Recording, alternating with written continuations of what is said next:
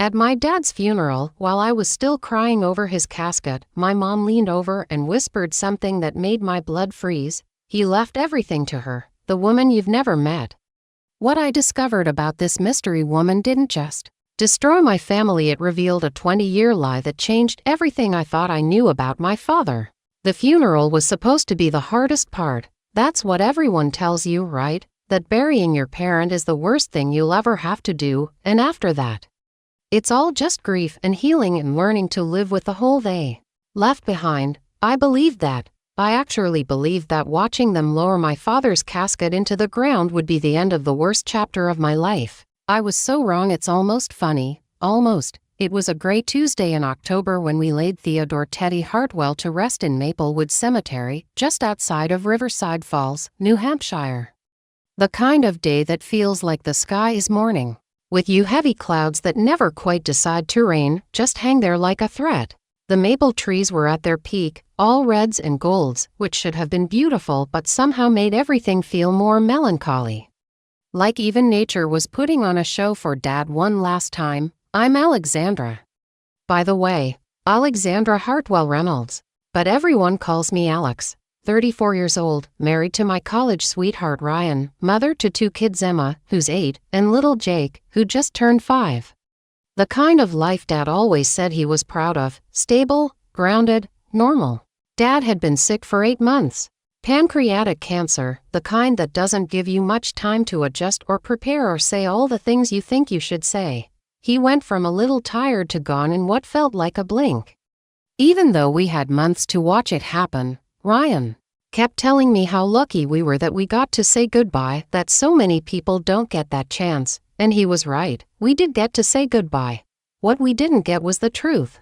The service was held at St. Mary's Episcopal Church on Elm Street, the same church where my parents had been married 38 years ago, where I'd been baptized, confirmed, and married myself. Father William Mackenzie, who'd known our family since before I was born, gave a eulogy that made everyone cry, including himself. He talked about Dad's work ethic.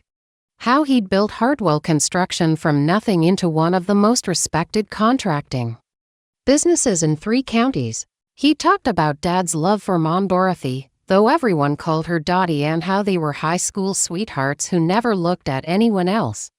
He talked about what a devoted father Dad was, how he never missed a soccer game or school play, how he taught me to drive in the parking lot behind the hardware store, how he walked me down the aisle just 6 years ago with tears in his eyes. He talked about Dad's love for his grandchildren, how Emma and Jake could wrap him around their little fingers with just a smile. Everything Father Mackenzie said was true, every word of it. That's what made what happened next so impossible to understand. The church was packed. Dad knew everyone in Riverside Falls, and everyone knew him. Mrs. Patterson from the post office was there, crying into a handkerchief that looked older than me. Jimmy Kowalski, who'd worked for Dad for 15 years, sat in the back in a suit that was clearly borrowed and clearly uncomfortable. The whole volunteer fire department came. Dad had been chief for 12 years before his knees gave out. Even Mayor Robertson showed up, which surprised everyone since he and Dad had butted heads over the new municipal building contract just last year. Mom sat in the front pew beside me, wearing the black dress she'd bought for her sister's funeral 2 years ago. She'd lost weight since Dad got sick. We all had, really, but on her, it looked dangerous, like she might just disappear if you stopped paying attention. Her hands shook throughout the entire service, and I kept reaching over to hold them, to anchor her somehow. Ryan sat on my other side with the kids. Emma was trying so hard to be grown up, sitting perfectly still with her hands folded, but I could see the confusion in her eyes. She understood that Grandpa was gone, but she didn't understand why everyone was so sad when Grandpa was with the angels now, like we'd told her. Jake had fallen asleep against Ryan's shoulder halfway through Father Mackenzie's eulogy, which was probably for the best. 5-year-olds shouldn't have to think about death any more than absolutely necessary.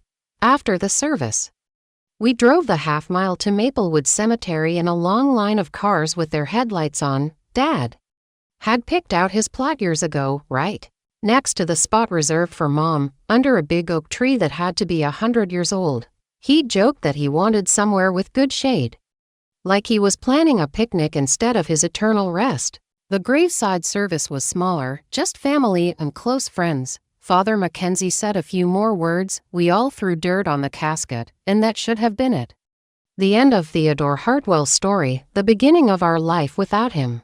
I was standing there next to the grave, still clutching the tissue that had long since given up being useful, when Mom grabbed my arm. Her grip was surprisingly strong for someone who looked like she might blow away in the wind. Alex, she whispered, and something in her voice made my stomach clench. Not grief. I'd been hearing grief in her voice for months. This was something else, something that sounded like fear. What, Mom? I whispered back, glancing around at the other mourners who were starting to drift back toward their cars. Ryan was talking to Dad's business partner, Eddie Novak, probably discussing what would happen to the construction company. The kids were with my cousin Patricia, looking at the flowers people had left on nearby graves. Mom's face was pale, paler than it had been even during the worst days of Dad's illness. Her lips were pressed together so tight they'd gone white, and her eyes kept darting around like she was afraid someone might overhear. The lawyer called this morning, she said, her voice barely audible even though I was standing right next to her, about the will reading. I felt a little spike of annoyance. Mom, we don't have to deal with that today. Whatever it is can wait. Until he left everything to her, she interrupted, and the words hit me like a physical blow. The house, the business, the savings accounts, the life insurance, all of it. He left everything to someone named Valentina Rossetti. I actually laughed, not because it was funny, but because my brain couldn't process what she'd just said. It was one of those moments where reality glitches, and you think you misheard something impossible, like when someone tells you the sky is green or that water flows upward. What? I said, louder than I meant to. A few people turned to look at us, and I lowered my voice. What are you talking about? Who's Valentina Rossetti? The name meant absolutely nothing to me. I'd never heard it before in my life. And I would have remembered it. Valentina Rossetti wasn't the kind of name you forget. It sounded exotic, foreign, definitely not from Riverside Falls, New Hampshire, population 8,347. Mom's hands were shaking as she clutched her purse. The same black purse she'd carried to every important event for the past 10 years. I don't know, she whispered. I've never heard of her. But according to Harold Peterson, your father's will is very specific. Everything goes to Valentina Rossetti of Boston, Massachusetts. Harold Peterson had been Dad's lawyer for 20 years. He'd handled the business incorporation, our house purchase. Dad's previous will, the one I thought, left everything to Mom, like normal families do. Harold wasn't the kind of man who made mistakes about important things like inheritances. That's impossible, I said, but even as the words came out of my mouth, I could see in Mom's eyes that it wasn't impossible. It was real, and it was happening. The will reading is tomorrow at 10, Mom continued, her voice getting smaller with each word. Harold wants us both there. He said there are explanations, documents, things your father wanted us to know. I felt like I was falling, like the ground under my feet had just disappeared. Everything. Dad owned the house where I'd grown up, where I'd had my first kiss on the front porch, where Emma and Jake loved to spend weekends helping Grandpa in his workshop in the basement. All of it belonged to a stranger. Mom, I started, but she was already walking away, moving toward the parking lot with quick, jerky steps like she was trying to escape something. Ryan appeared at my elbow, Emma and Jake flanking him like bodyguards. You okay? He asked, studying my face with the careful attention of someone who'd been married to me for 6 years and could read my moods like weather patterns. Fine, I lied, because what else could I say? That my father had apparently been living a double life, that everything I thought I knew about my family was apparently wrong. That some woman named Valentina Rossetti, who none of us had ever heard of, now owned everything my father had worked his entire life to build. You don't look fine, Ryan said gently. You look like you've seen a ghost. Maybe I had. Maybe the man we just buried wasn't the man I thought he was. The drive home was silent except for the kids chattering in the back seat about the flowers at the cemetery and whether Grandpa could see them from heaven. Normal kid questions that should have been comforting but instead felt surreal. Like I was listening to them from underwater. We lived about 10 minutes from the cemetery, in a modest colonial on Birch Street that Ryan and I had bought right after Emma was born. It was the kind of house Dad had always approved of: solid construction, good bones. A yard big enough for kids to play in, but not so big that the maintenance would kill you. Dad had actually done most of the inspection himself before we bought it, crawling around in the basement and the attic, checking every corner like he was buying it himself. "This is a good house," he'd said, standing in what would become our kitchen. "Built to last, you'll be happy here." We had been happy there, we were still happy there. But sitting in our driveway after Dad's funeral, I felt like I was looking at my life through someone else's eyes, like everything familiar had become strange and questionable. "Mommy, are you sad because Grandpa went to heaven?" Emma asked as we walked up the front steps. She had Dad's eyes, bright blue and curious about everything. "Yes, sweetheart," I said, which was true but not complete. I was sad about Dad being gone. But I was something else about everything Mom had told me. Confused, angry, scared. I wasn't sure which. "But heaven is good, right?" Jake piped up. "Grandpa's not sick anymore in heaven." "That's right, buddy," Ryan said, unlocking the front door. "Grandpa's not sick anymore." Inside, our house felt too quiet. The kids usually filled every corner with noise and energy, but even they seemed subdued. Ryan started making dinner while I helped them out of their funeral clothes and into pajamas. Normal evening routine, except nothing felt normal. After the kids were in bed, Ryan and I sat at our kitchen table with cups of coffee neither of us really wanted. He waited, patient as always, for me to explain what had happened at the cemetery. Ryan was good like that. He never pushed, just created space for me to talk when I was ready. "Dad left everything to someone else," I finally said. The words felt strange in my mouth, like speaking a foreign language. Ryan's coffee cup stopped halfway to his mouth. "What do you mean, someone else?" "I mean not Mom." "Not me. Some woman named Valentina Rossetti from Boston. Everything, the house, the business, all of it." Ryan set his cup down carefully. "Who is Valentina Rossetti? That's the million-dollar question." "Mom says she's never heard of her." "I've never heard of her, but apparently Dad thought enough of her to leave her his entire life's work." We sat in silence for a moment, both of us trying to make sense of something that didn't make sense. "Maybe it's a mistake," Ryan said eventually. "Maybe Harold Peterson got the names mixed up or something." I wanted to believe that. I wanted to believe that there was some simple explanation, some clerical error that would be cleared up tomorrow and we could all go back to normal grief instead of this bewildering, angry grief that felt like quicksand. But I knew it wasn't a mistake. The look on Mom's face, the way she couldn't meet my eyes, the careful way she'd said the name like she was afraid of it. This was real. This was intentional. And whatever was happening, it was about to get much worse. That night, I couldn't sleep. I lay in bed next to Ryan, listening to him breathe, and turned the name over and over in my mind. Valentina Rossetti.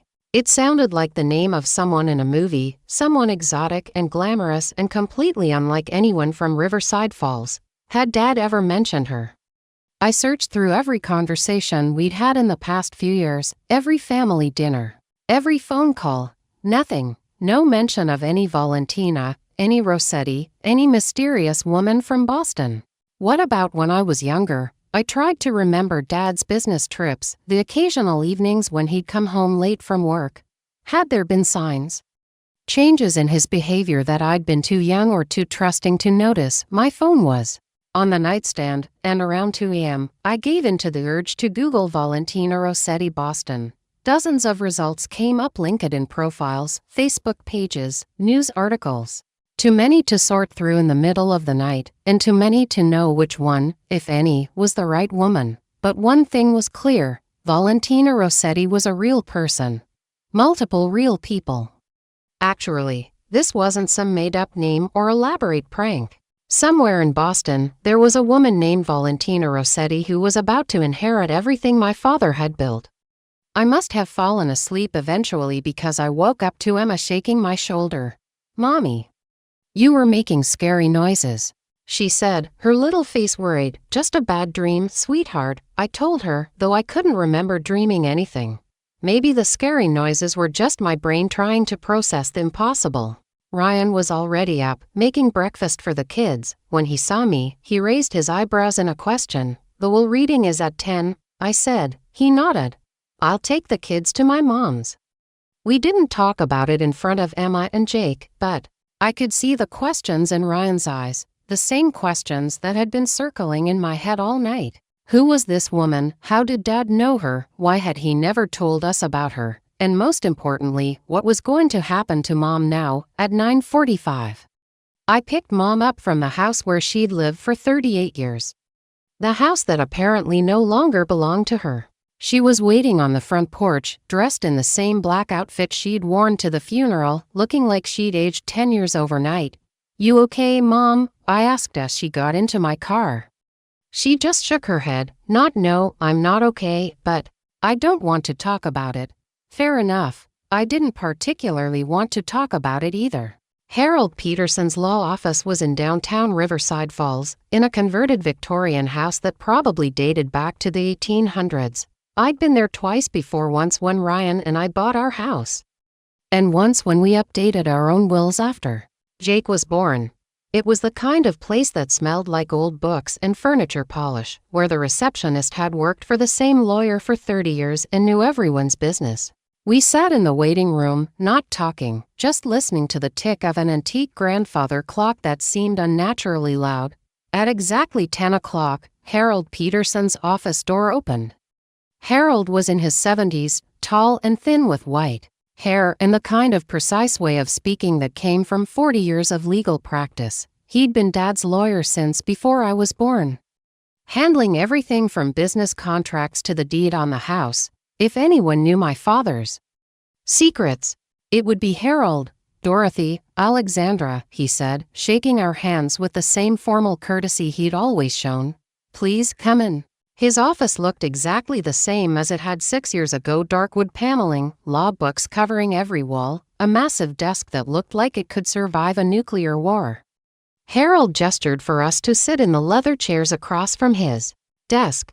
"I want to begin by saying how sorry I am for your loss," he said, settling into his own chair. "Theodore was a good man and a valued client. I'm going to miss him." Mom and I both nodded, waiting for him to get to the part we were dreading. Harold opened a manila folder on his desk and pulled out several documents. "Now, I know you have questions about Theodore's will, and I want to address those as thoroughly as possible. But first, I need you to understand that everything I'm about to tell you was done at your husband and father's specific request. He was very clear about his wishes, and he was of completely sound mind when he made these decisions." My stomach was already sinking, but somehow it managed to drop even further. "Theodore executed a new will 6 months ago," Harold continued. "He came to me in April, shortly after his diagnosis, and told me he needed to make some changes. Significant changes." April. Dad had been diagnosed in February. By April, he'd known he was dying, but he'd still seemed like himself, still calling me every Sunday to check on the kids, still working on small projects around the house, still planning for the future like he might have years left instead of months. The previous will, the one executed 12 years ago when Alexandra got married, left everything to Dorothy, with Alexandra as the secondary beneficiary. Harold said, "The new will is different." He handed us each a copy of the document. It was thick, maybe 15 pages, covered in the kind of legal language that makes your eyes cross. But some things were clear enough. Property addresses, bank account numbers, and a name that appeared over and over again. Valentina Rossetti. "I don't understand," Mom said, her voice barely a whisper. "Who is this woman? Why would Teddy leave her everything?" Harold was quiet for a long moment, studying our faces like he was trying to decide how much to say. "Ladies," he said finally, "your husband and father left specific instructions for me to give you this." He pulled out an envelope from the folder, thick cream-colored paper with Dorothy and Alexandra written across the front in Dad's familiar handwriting. Harold handed it to Mom, but her hands were shaking so badly she couldn't open it. I took the envelope and carefully tore it open. Inside was a letter, several pages long, in Dad's careful script. The same handwriting that had signed my report cards and birthday cards for 34 years. I started to read silently, but Mom grabbed my arm. Out loud, she whispered, "I need to hear his voice." So I began to read, and with the first words, everything I thought I knew about my father began to crumble. The question that would haunt me: who was Valentina Rossetti? And what secret had my father been keeping for 20 years? I cleared my throat and began reading Dad's letter aloud, my voice shaking. Asterisk, my dearest Dorothy and Alexandra, asterisk, asterisk, if you're reading this, then you know about Valentina, and you're probably confused and hurt. What I'm about to tell you will explain everything. Asterisk, asterisk, 20-3 years ago, I had an affair. Elena Rossetti worked at the Hotel Project in Boston. She had a daughter, Valentina, who is my child. Your stepdaughter and half-sister. Asterisk, asterisk, Elena raised Valentina alone, never asking for help. But 6 months ago, when I got my diagnosis, Elena contacted me. She was dying of cancer and had no family left. Valentina, now 22, was struggling to finish college while caring for her dying mother. Asterisk, asterisk, Elena died last month. Valentina has no one. Asterisk, asterisk, I've been secretly sending money to help them, but I knew I had to do more. The inheritance isn't permanent. Harold has instructions to arrange a meeting so you can work out a fair divorce. Ian, Valentina doesn't even know you exist yet. Asterisk, asterisk, I was a coward who couldn't tell you while alive, but I couldn't let my daughter struggle alone. Please give her a chance. She's innocent in all this. Asterisk, asterisk, I love you both. That was never a lie. Asterisk, asterisk, Teddy, asterisk, the letter fell from my hands. Mom was crying, not the grief tears from the funeral, but something deeper, angrier. 23 years, she whispered. 23 years of lies. Harold cleared his throat. There's more. Theodore set aside funds for Dorothy to keep the house and a substantial portion of the savings. Valentina gets the business and remaining assets, but only if you all agree to meet. I felt like I was drowning. A sister I'd never known existed. A father who'd lived a double life. A mother whose entire marriage was built on deception. But then I thought about the letter. Dad could have just left everything to Valentina without explanation. Instead, he tried to bring us together, to make us a family even after death.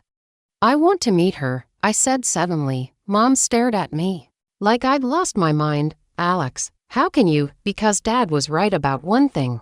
She's innocent, and she's my sister. 2 weeks later, we drove to Boston. Valentina Rossetti looked exactly like Dad, same blue eyes, same stubborn chin. She was terrified, grieving her mother. And completely broke. She cried when we told her about Dad. She'd known her father's name but never thought she'd meet his family. Mom was cold at first. But when Valentina showed us pictures of Elena, a woman who looked nothing like the homewrecker I'd imagined, just tired and sad and alone, something softened in her face. We worked it out. Valentina got the business but made Mom a partner. Mom kept the house. I got Dad's life insurance to secure my kids' future. But more than that, we got each other. Valentina comes for holidays now. Emma and Jake love their Aunt Val. Mom teaches her to cook Dad's favorite recipes. Dad's betrayal nearly destroyed us, but his final gift, forcing us to become a family, saved us all. Sometimes the hardest trust decisions lead to the most unexpected blessings. Up next, you've got 2 more standout stories right on your screen. If this one hit the mark, you won't want to pass these up. Just click and check them out, and don't forget to subscribe and turn on the notification bell so you don't miss any upload from us.